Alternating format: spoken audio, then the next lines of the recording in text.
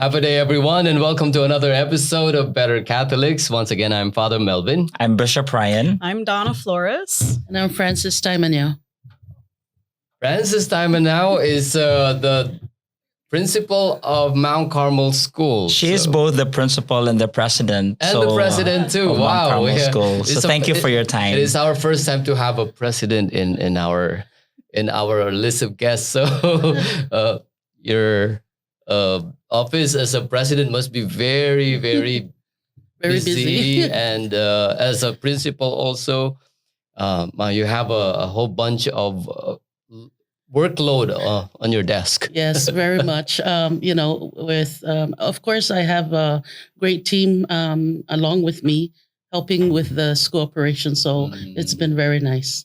Yes. And we have Ms. Taimanyo right now so that we can talk about Catholic school, perhaps in general, and maybe Catholic school in our diocese, particularly about Mount Carmel School, the state of the school, the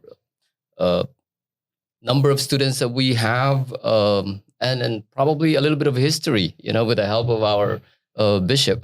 Yes, especially that this is our only Catholic school at the moment. We used to have one school per island. In fact, two in Saipan. We have the Sister Remedios School, Mount Carmel School, and then Escuela in San Francisco, de Borja in Rhoda, and the St. Joseph School in Tinian. Unfortunately, due to economic reasons and other factors like population-wise and people move out of Rhoda and Tinian, it wasn't sustainable. It was a difficult but necessary decision. So now we get to support Mount Carmel School. It's our only remaining Catholic school in Ireland, which Donna is a proud alumni. I am a proud alumnus of Mount Carmel, class of 1990. Wow. Yeah, it's just a couple of years ago, wasn't that long? Can you tell us something about your experience, from Mount Carmel School? Really back then, I hate to say that because our parents used to say that back then, and we're like, "Well, that's so long ago." Now I'm saying back then. Yeah, it was a very good experience for us. We had missionaries as our teachers, and they were great. They were a great addition to those that were teaching, which we also had priests and nuns, from the clergy there.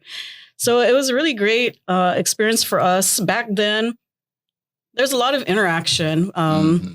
We didn't have the cell phones. We didn't have, computers were just being brought to life back then. So it was really something new for us. I mean, even air conditioning was pretty new for us too. So every time we get to go into the AV room or the chemistry room, we're like, yeah, we're going to get the air conditioning, right? So it was really good times. And, there was a lot of interaction among students. We all got along, It was just a really good experience for us. We continue to hold that bond, our class.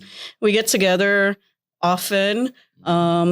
And I think what's good about, I'm going to brag about my class is we don't judge each other. We actually like each other. We enjoy each other's company. So we get together, we laugh, we talk story. We do all those great things that classmates should do. And we continue to hold that even 30 plus years later. So it was a really good experience for us, even during our formative years. It's not to say we didn't have rough times. We did. But for the most part, the education was quality. We learned a lot. We learned well. We had those courses we consider AP courses now. We had it back then. But I think what was also good was it connected us spiritually as well. I feel so proud. Just yesterday I was at Mass. I didn't have to look up at the screen singing the song. I knew all the lyrics. It was just so wonderful, right? And it's because those things stick with you. The prayers, the music, just the whole celebration itself. So now when I reflect, I'm almost 50. I'm proud of it. I'm proud my parents made that sacrifice, paid our tuition. They were able to do so. And they kept my sister and I there until we graduated from high school. So I'm very grateful for it. And also what's admirable in the class of 1990 is their class, right? Mrs. Taimanyao, they always give back to Yes. our graduate. Like recently at our graduation, your class provided scholarship Yes. to a deserving student, and you made them apply and state the reason why you need or why you are deserving of such an award. And there is really no criteria, as you shared earlier, whether you're the highest, the brightest, but as long as you indicate where you want to go to school and that there's an assurance that you come back and give back. So kind of to model after what your class, the what do you call that? The alumni of Mount Carmel, they're called the Knights, Yes. right? And so therefore, when you are an alumnus, alumni, alumnite. So the alumnites in your class, really, what an admirable thing to do. And I hope other classes would continue, would follow that example of giving back and kind of, encouraging others and supporting also our graduates to pursue education and then hopefully later on come back and give themselves back to the community. Yeah, for sure. It's out of our heart. We love our school. We love our alma mater. And we just want to give everybody the opportunity to go to school of your choice, whether it's a technical school or a college, university.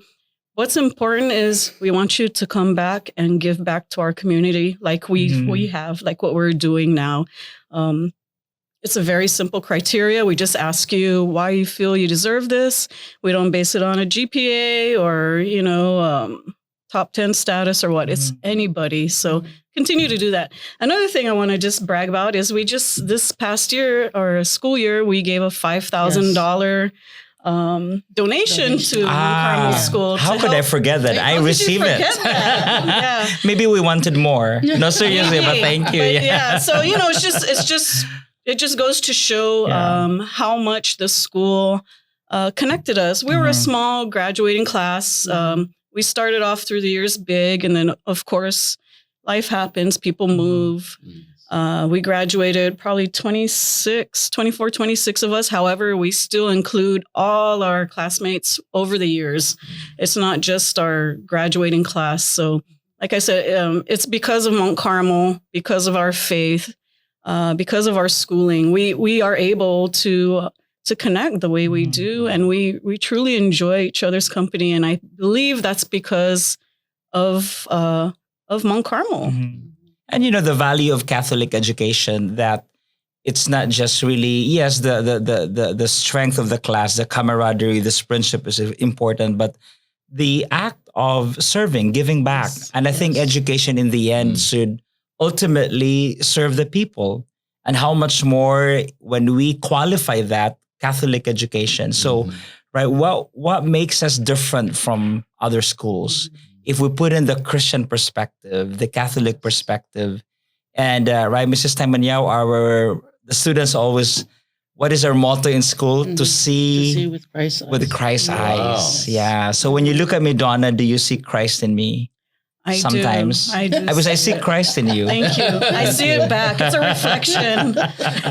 And it's important. I think that slogan, that motto, it really is engraved in the heart of every student. So that not just through words, but action, each one tries to live that guide. Yeah. And we try to, from K4 all the way up to 12th grade, we always have that Monday morning gatherings, like during flag raising, and we always end the ceremony with, what is our school motto, or to educate the whole person to see with Christ's eyes. So even our kindergartners who just recently graduated, I wanted to make sure if they understood the school motto, and you were there, Bishop, when everybody shouted, to educate the whole person to see with Christ's eyes. I like it though when the kindergarten students just say it with gusto. Yes. Our seniors they do, but somehow they. Yes. Yeah. I have a feeling though that if Donna is a product of Mount Carmel School, so it must be a very old school. I'm not saying that you're old, but Thank Thank you, Polly Melvin, for that. We celebrated how many years this year? This year is our 70th year. Yeah. It's our platinum year, so we're planning some events in the coming months. Yeah. Can you say that? Is it 78? 70th. Oh, 70th. Okay. Platinum year. Okay. I'm poor in math, That's, so if it's 2022 minus 70, so do the math. Okay. Yeah. Well, my That's mother nice. is also a graduate of Mount Carmel School. 1969, I believe. 68 or 69, she graduated. And that's why we really take pride of our history. I understand that the early beginnings of Mount Carmel School really started with when the Capuchin fathers were assigned here. We were one diocese, both Guam and Saipan, and the Capuchin priests served here, and Father Arnold Bendowski was instrumental. In fact, we named one of the buildings Father Arnold, correct? It's the Honor Society. The National Honor Society. And then with him also are the Mercedarians, the MMBs. Mm-hmm. We named one building after the MMB. Building A, the Maturana building. So we really have a long history of religious priests and sisters as educators. As Donna shared earlier, that her, life at Mount Carmel, she was surrounded by good, holy and effective teachers who were ordained priests and religious teachers. But as you know, that kind of phenomenon has shifted, not only for us, but I believe Catholic schools worldwide. Right, in general. And I know some are still longing that, why can't we have priests and religious sisters teach? But unfortunately, we don't have any priest or congregation available. So we shift to most schools are really administered by lay persons. Lay persons who are equally qualified, dedicated, committed. And so that's the direction that we are in. And then Mrs. Taimanyao accepted this responsibility at a time when it was really difficult. Perhaps you can share with us, how did you survive last school year? Wow. When COVID first started in March of 2020, I was a classroom teacher actually at that time. And then when Mrs. McFarland decided to leave, she asked me if I could, come back as a school principal. And I'm like, oh, Miss Bobby, I'm, really enjoying teaching in the classroom. But, she goes, please think of the students, the school. I'm like, of course, I always do. So I said, okay, I'll take the challenge again. And, I kind of braced myself with that challenge. And when school opened, Dr. G and I sat down and, it's like, okay, Mrs. Tavernier, COVID, we have all these guidelines that we need to get it ready. So we were really ready to the point where we asked the COVID task force to come in and evaluate the school to see whether we're fit to open. And so we did. We passed the guidelines and everything that we need to set up for to open the school face to face. So that was the easy part. Last year, this just previous school year, was really the most difficult year because the surge happened, and we weren't we were expecting the surge during that time COVID started, and it never actually happened. But then last school year it did, and it's a good thing that we were ready for it. But along the way, though, we had teachers who were out because they contracted COVID, and then we had to, strategize things on how to continue the education of our students. And I really thank our teachers and our parents for being very supportive of the school's operation, because it was them that made things happen.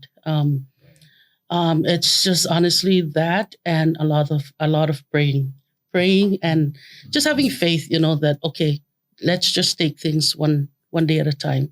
Whatever comes along, we'll deal with it, and just ask everyone for their patience and understanding. So it was a difficult school year, but we were able to make it happen, and it was it turned out great. So you had a period of online Yes, we schooling did. for how long did you have it? In the beginning, we had it for not that long, maybe 3 weeks, and Okay. then we went back to face.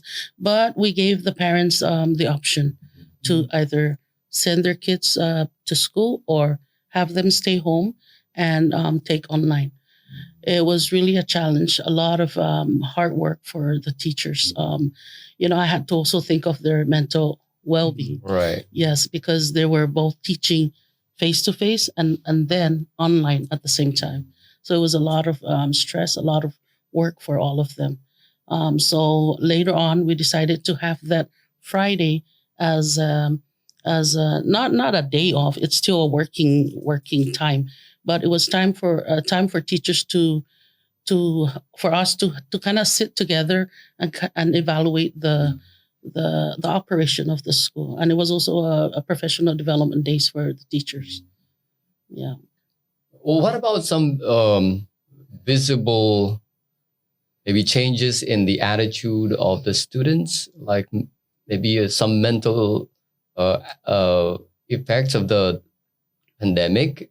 Did you observe anything like that, or? We did, and we did our best to support and accommodate our students who were struggling mentally with with the like when I say mentally, like anxiety, Right. with just coming to school. So we had our counselor that dealt with our students, and then also giving parents the support of where else they can go to get support for their children. We have students coming in, talking to either me or the counselor, and we accommodate them as well, to have it online if they can't deal yet with the face to face. So yes, we've experienced a lot of those, and we deal with it on a case to case. Yeah. Yeah, I'm totally empathetic to that. Although I am a product of private school, I do work and support the public school system. So no school was spared from what Mrs. Timonell said. Everybody had that struggle. And yes, really just kudos to all the teachers, the support staff at the school, the parents, the family, and those in the background. And I want to really acknowledge that, because your school administration, I'm sure just like us, we worked tirelessly to ensure first and foremost the safety of the school, and then the mental health and well-being of our students and our staff and our parents as well. It was such a big change. I know we were just having discussions earlier. We had to switch to Zoom meetings, to webinars, and they weren't friendly to us in our time zone. We were up at 1 a.m., 2, 3, 4, 5 a.m. just to be able to attend these meetings that were usually conducted or held Eastern Standard Time to their convenience. So it was really a struggle, and I'm totally empathetic to how Mount Carmel had to go through the process of converting to online, then hybrid, then right when we're getting back to in-person, the surge came. Right. We had to make our changes again. So it was really hard. So we're totally grateful to the support of the community, the parents, the families, just because of all these tough decisions we had to make during this time, just so we can continue to provide quality education to our students. It really is hard. And I understand all that the teachers went through. They all had their own personal struggles as well, but they were still able to come and care for our kids and teach our kids. So it was really a big endeavor. And although it is kind of subsiding now, it's still there, and we're still on our toes. But at least we have all those protocols, those policies in place. So it's not as hard to transition like what we were doing this past school year. It was a tough school year, I know, because teachers will say, yeah, 2020, 2021 was tough, but just this one was worse. And we're Yeah. like, how's that so? Mm. And it's just the transitioning, like she Right. said. And, it's a lot of prayer. I can't, say it enough. True. Prayer and having faith that things are going to work out for the better. Yes. What do we anticipate this coming school year? We begin in August We of begin this year. August 10. Yes. Teachers come in August 1st to go through orientation, a lot of professional development on social and emotional learning, because Mhm. we this school year, every Fridays we will be having we call it Health and Wellness Day. So first thing in the morning is we go to mass or rosary. Mhm. When we get back to school, it's focusing on stress management with the Mhm. students, the teachers, Wow. hands-on activities, something just to kind of set aside academic and just Mhm. focus on health and wellness. Mhm. And then maybe field games in the afternoon. Mhm. So that's something different next school year. It's Monday to Friday, but Fridays are reserved for social and emotional education. So this is something new that we are going to implement Yes. among Carmel for this school year. Yes. I like that. Mhm. Yeah, but of Um, course, first thing is either mass or rosary, Mhm. like we've always practiced Mhm. many years. Because also for 2 years we stopped the Face to regular celebration of the Eucharist and Rosary because obviously of COVID. So we're hoping that it will be back to Yes. what we're used to doing, plus this health and wellness Yes, that you are proposing to. and our student retreats at Naturana. Mhm. So the kids they really miss that. Yeah, Last year was only the 7th graders and the seniors had the retreat, yeah. because when the surge happened, we just kind of suspended everything. And Father Melvin just did one for the teachers, so Yes, feel we free to did. ask Oh, him yes. again. Every year, Father Mel, we That's we right. have faculty retreat. Happy to help. Oh, good. I'm glad to hear that. Yes, Yeah. What about, are you expecting a boost in enrollment this year? Or- Right now, we are above 500 with Okay. enrollment, so we're expecting more to come in. We finished last school year. What was our number? Our number, we finished at 580. Mhm. We're still early in the game, so Mhm. Yes. yeah. Wow. What was it during your time, Donna? I came here.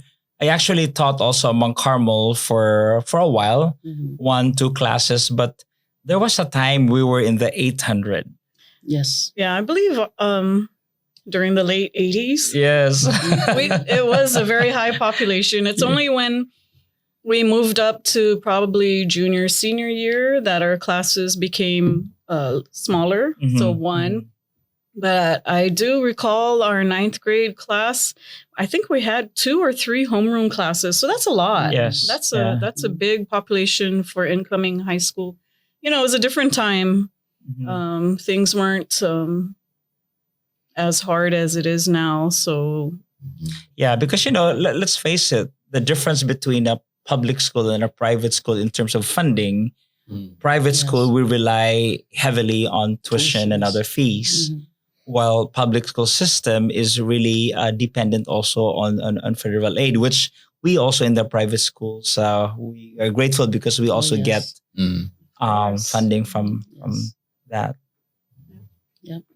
And we thank PSS for including the private schools in the federal programs, because a lot of those dollars, has helped us with academics and our infrastructure at school. I was just thinking also like perhaps not just Mount Carmel, but I believe in the entire world or this side of the world, the challenges of a Catholic education. I wonder what are your thoughts about how we can perhaps do better. And it's a challenge because not only about Catholic education, but I believe the competing values, which we also Right. discuss in other episodes that we had. And so Catholic education is really a good tool, an avenue for us to have that space for students to learn more about values and about virtues and about just being good disciples of the Lord. Mhm. Well, Yeah. in Mount Carmel School, Bishop, and it's stated in our handbook that we welcome anyone, regardless of race, nationality, or ethnic background. We welcome anyone, and we, as much as possible, we support that individual. Yes, yes. And also, I guess what I also see as perhaps a room for improvement is that we priests and religious sisters, even though there are no longer full time teachers who are religious and sisters and priests, how can we even also improve that sense of collaboration, the partnership in terms of the education of our young, of our youth? Because I believe our role is not just limited also to presiding at mass. And I know I would always say like, okay, at the start of the year, I would like perhaps, do classroom visitation, do this and that. And then, things happen. We have the Yes. Lisadzu, we have the Mate and all of that. So it's always good to remind ourselves that, we take part, we take responsibility. Also, we're part of this whole process of educating the whole person. Yes. Easier said than done. Right. Yeah. Yeah, I was thinking when you were talking about the participation of the religious and the priests in the formation of the students, was thinking maybe one solution could be that we take part-time, lessons. I don't know, teach the students maybe once in a very blue moon, or I don't know how. It was actually, we tried the model before. I'm not sure if Mrs. Taimania was there among Carmel already. There was even a time like 10 of us priests taught part-time. Yes. It didn't work. Oh, Yeah, okay. because they're always being food out. Ah, Yeah. It's hard to speak for my brother priest. I don't want to be yeah. But you know. but we welcome though everyone during our Catholic Schools week. Yeah. We have a day reserved for vocation, so we always Yeah. invite. I guess also priests. to recognize the fact that teaching is not for everybody. Mhm, As Saint Paul true. said, there are Right, different gifts. Yes. And teaching is a vocation. And as we were reminded earlier, one of the common denominator we have here is like, at least for us, we once experienced being teachers, Right. and both of you are continuing to be in this ministry of education, of teaching. So Right. some of the clergy also are more comfortable with other pastoral ministry, Mhm. and it's not teaching, unfortunately. And because if we don't have that gift, it's also hard to give what we don't have. Right. Yeah. You have to have the charism to really Yeah. stand in front of children. You have to have a lot of patience and love. Energy. Like you really need to see with the eyes of Christ. When you are in front of when you're in front of children, it's very challenging. Because it's not just content. Yeah. We say we may have the background in theology, we studied theology, but it's a whole different thing when you are in the classroom and Right. you are a facilitator of knowledge. Gone were the days wherein learning is about the banking system. I give everything, and then on the time of exam, I'll ask you to withdraw what you have deposited and all of that. But now it's the interaction. It needs. It's an art. It is. It's an not art easy. and a skill also. Yeah. It really is. That's why you really need to develop, improve yourself every year, Mhm. like an ongoing formation for teachers. And Yes. I'm sure you have that too. Yes, and every year we encourage our teachers to take part, especially with what PSS offers with the EdTech cohort, Mhm. because I always tell them, make sure that you're up to date with current issues in education and with technology, because every year technology changes. I mean, there's Right. always something new that comes up, and sometimes our students are more Mhm. aware or knowledgeable of those technology than our teachers. They're more So, savvy. yes. Yeah. And it's good because, the public school system always extends Mhm. all these opportunities to private school staff as well. So we do have a large population that does participate in all these professional development and certification courses that we do offer. And going back to what Mrs. Taimaniel said about Mount Carmel does welcome everybody of any denomination. Yes, they do. I think what maybe separates private school from public school is the extracurricular opportunities afforded to students.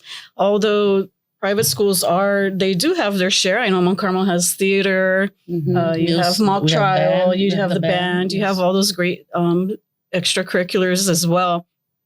But public school offers a bit more. And I think that's more attractive to students, especially those who want to pursue higher education.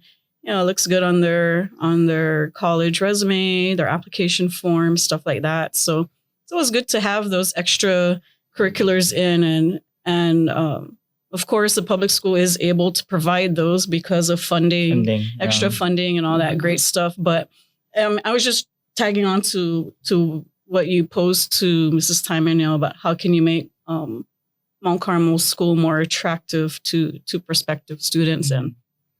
There's always room for improvement. Of course. Yes. Yeah. And we have also, I think this school year we have about 6 AP classes that's available, for our students who want to excel more in their studies. And of course, a public school extends that opportunity to private school students as well. So kind of makes it hard when we're, it's good, but then it has its challenge when you're trying to recruit your own students, because the public school does extends all those opportunities to their teachers and staff and their students. Yeah, so it really is, for example, if I were to convince a parent to bring your kids to Mount Carmel School, I would also emphasize on the value in terms of the education of the faith. And because academics, it's as you've shared, Donna, a lot of opportunities, AP classes in other institutions. But what makes Mount Carmel different or unique is the fact that it's the only Catholic school on island. And if we truly value our faith and educate also in terms of the content of the faith, and we're not just forming lifelong learners, but really disciples, followers of the Lord. So perhaps, that would be also another aspect where we can encourage others to consider enrolling at Mount Carmel School. And then Donna's class will give us scholarship. Yes. I would say also you can add structure. Yes. Private education, Mount Carmel, I can attest, structure is there. And that's what lacks maybe in public school. There is structure, and it's always good to have that. And the sense of just the family at Mount Carmel School, I can say this because accreditation, when we had our virtual accreditation, the teachers were asked, so what makes Mount Carmel School special, and the new ones were able to say, when I first came in, the first thing I sensed was the family. Just the way everyone treats each other, the teachers, the students, they all consider themselves as one family. I'm glad you mentioned accreditation. It's good also to mention that the Mount Carmel is fully accredited by CNMI, the Northern Western. For how many years? When is the next visit or renewal of that accreditation? We just had 5 years in 2020. So another. Well, we're coming up on our 3rd year. So we have to submit our report. Then the next, maybe 2026 is our 5th year. So I really like this accreditation process because it's a form of checks and balances, and a way for us also to see where we can improve. And it's a good affirmation also. What is our strength? And then when we market also, it's like, we are accredited. It's good for us. This is good that you mentioned about the idea of a family in the school setting. If the home is the first school, that we have, the second school is our second family in a way. We learn from both these experiences. We are turning actually students that are family oriented, socially involved with one another. These are good qualities of students and hopefully good qualities of people. Not only that you're educating them mentally, but you're also educating them spiritually, nourishing them in their emotional, psychological areas of concern. That is how we make people to become better Catholics. So if you have some final words, encourage our viewers, our listeners to maybe consider sending their children to Catholic school, to Mount Carmel. Yes, unlike Donna is a product of Mount Carmel School. I'm a product of Mariana's high school. But after retiring, I went into Mount Carmel School, because I love teaching. And for me as a person, personally, Mount Carmel, I've learned so much from Mount Carmel School. And I've recruited a lot of public school teachers who are retired or decide or wanted to learn more to Mount Carmel School, and we still have those teachers with us. And as a parent, I have two that graduated from Mount Carmel School, and I've seen them grow. From being coming in from public school and graduating into a private school, and my daughter right now is excelling in her career, and she's always sometimes when we sit down we're always talking back about, oh mom, at Mount Carmel School I learned this, I learned that. I'm so thankful for these teachers, for teaching me about to deepen my Catholic faith. And I just want to invite parents. This is our only Catholic school on island. And this is where, if you really want your child to be educated in the Catholic faith, this is the place to go, because your child is taught the faith from K4 to 12th grade. And we also celebrate the two sacraments, which is First Holy Communion and Confirmation, with our second grade students and our 10th grade students. So, and even with the teachers, they're very, very supportive. The way they treat our students, they treat them like their own. Well, thank you very much, Mrs. Taimanyao. And I also would like to take this opportunity to thank all the teachers, the teaching and the non-teaching staff of Mount Carmel School. Mhm. You are doing a very awesome job in making, turning people, to become better Catholics. Teaching them to Mhm. see with Christ's eyes. How can that be? Yes. How can that be wrong? Yes. So thank you very much for everything that you do. To all our listeners, you heard Mrs. Taimanyao. If you want your children to grow not only mentally, spiritually, also send them to Mount Carmel School. Academically. Yes, make them better Catholics.